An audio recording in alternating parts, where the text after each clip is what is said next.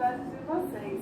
Espero que em breve estejamos todos juntos, coladinhos novamente. Aqui é a Pronado para mais um dia de conhecimento para vocês. Devido à situação da pandemia, nesse momento é necessário, é preciso que todos nós tenhamos que ficar em casa. Mas não é porque estamos em casa que vamos deixar de adquirir novos conhecimentos. Não é verdade? Por isso, peço por vocês que, por gentileza, peguem um rolo e vamos de foco na leitura. Textos de divulgação científica. Atenção aos slides. Um beijo! Texto de divulgação científica. Pelo nome, acredito que vocês já tenham uma base do que iremos abordar na aula de hoje. Bom, o texto de divulgação científica nada mais é que o estudo aprofundado de pesquisa, de experimento, do ramo que vem se dedicar à ciência e soluciona aquele assunto em questão, contribuindo assim para o bem de toda a população. Mas afinal, o que é um texto de divulgação científica? Ainda não consegui compreender, Pro.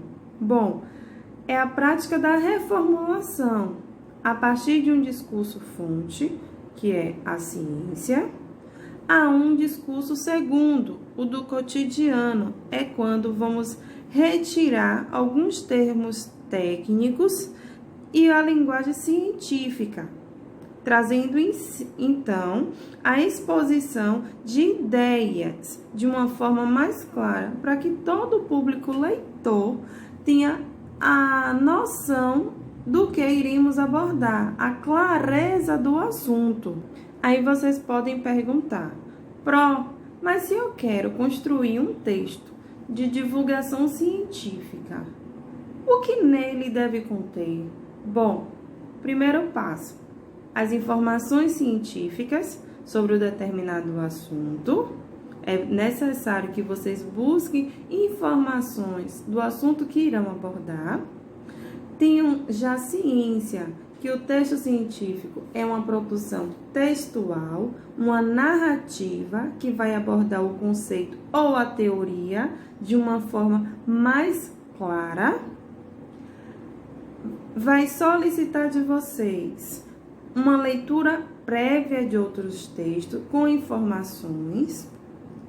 E nele deverá conter resultados de pesquisas, de ideias, de debate, sempre de uma forma mais clara. Vamos pensar que aquele texto que vai ser construído deve se atender a todo tipo de público leitor, seja ele o infantil até a fase adulta, até aquele público leitor adulto.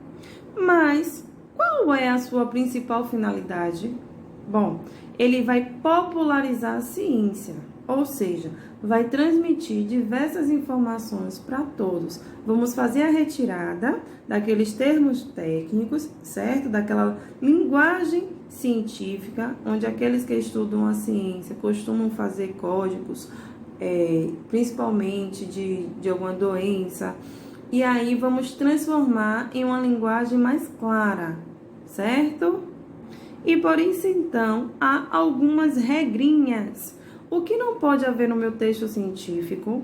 Bom, é preciso que sejam evitados as expressões populares, as linguagens informais, como gírias. A exemplo de uma gíria, eu não posso colocar no meu texto científico.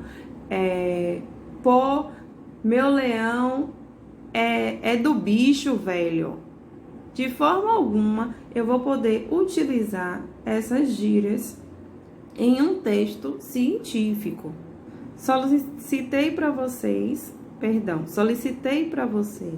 na aula anterior que fizesse a leitura do módulo da página 59 e 60. Bom, o foco da leitura se refere à juba do leão-rei. Saiba para que serve a juba do leão e por que ele é conhecido como o rei da selva. Bom, o que é que esse texto de divulgação científica traz para todos que fizeram a leitura?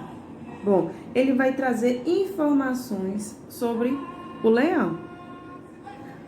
A partir de qual momento houve-se a necessidade de criar esse texto? Houve a partir do momento que a leitora teve dúvida em querer saber por que só os leões têm juba e as leoas não têm. Então, um biólogo, certo, que estuda a ciência, a parte dos animais, ele trouxe de forma mais clara essa informação para esta leitora. E o que é que no texto diz? O texto ele vem informar que o leão é o maior felino do mundo, onde ele vai perder apenas para o tigre. Da mesma forma que ele é temido, devido a ser um animal muito feroz, ele é muito admirado por conta da sua beleza. E aí o biólogo esclarece que a juba do leão não está ali apenas de enfeite, mas sim para ajudar a arranjar uma namorada, assim também para se proteger das lutas com os outros leões. E ao se referenciar das suas características, ele vai determinar as definições de cada... Ele vai determinar qual é a participação tanto do leão quanto da leoa, onde ele informa que as leoas são responsáveis pela maior parte da comida, assim também como na criação dos seus filhotes. Já os leões, eles vêm para fazer a demarcação, ou seja, para defender todo o grupo. Bom, mas de que forma veio essa história que o leão é o rei da selva? Poderia ser o elefante, poderia ser a girafa, e por que o leão? Bom, essa história vem com relação à cadeia alimentar. O que é que acontece? O leão não tem nenhum predador natural, certo? E por isso ele se encontra no topo da cadeia alimentar. Apesar que o leão, ele vem se alimentar de quase todos os tipos de animais, desde o pequeno roedor até os animais de grande porte de vertebrados. A exemplo disso temos o quê? O elefante, temos a girafa, a zebra, certo? E aí então se cria uma rotulação. Os leões comem os seres humanos. Bom, não é dessa forma. Os seres humanos não estão na dieta natural destes felinos. Mas o que acontece? A partir do momento que os homens entram no habitat desses leões, eles acabam se sentindo invadidos, ou seja, eles têm o espaço deles invadido. E qual é o que ele faz em si? Ele acaba atacando, e aí acaba gerando os grandes acidentes. Então, por isso, é necessário que tenhamos cautela.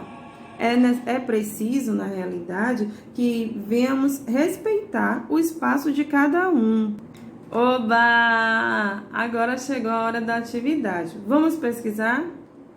Qual é o seu animal preferido? Vocês querem saber qual é o meu? A próxima aula na correção. Bom, vocês irão pegar o módulo, colocar na página 66, responder. Depois, colocar na 67, responder apenas a questão 1 e 2, certo? Perdão, desculpem. Responder a questão 1, 2 e 3. Na página 66, vocês irão responder a 1 e a 2. Na 67, irão responder a questão 3, certo? Você deverá pesquisar sobre um animal e buscar informações. Mas que suportes devo utilizar para fazer um texto científico pro? Qual será? Vamos lá. Os suportes mais utilizados são as revistas, os jornais, livros, televisão, a internet, ou seja, vocês têm uma gama enorme de meios de comunicação, certo? Para fazer o texto de vocês com maior número de informações precisas. E não deve esquecer dos dados importantes.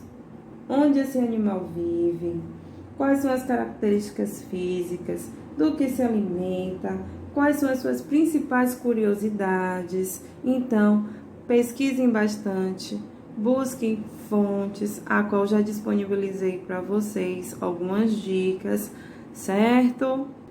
Até a próxima. Não é fácil estar longe de vocês, mas em breve estaremos juntos outra vez. Beijo, tenham bons estudos. Qualquer dúvida, estarei disponível para sanar as dificuldades de vocês. Sintam-se beijados, abraçados e amados. Até a próxima aula.